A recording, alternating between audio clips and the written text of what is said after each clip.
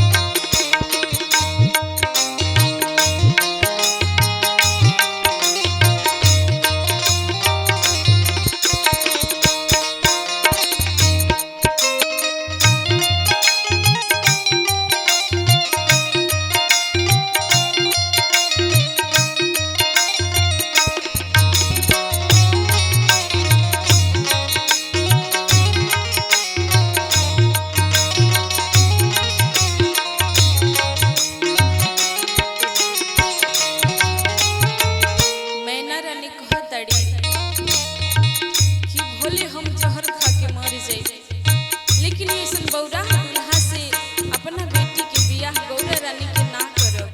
देखी का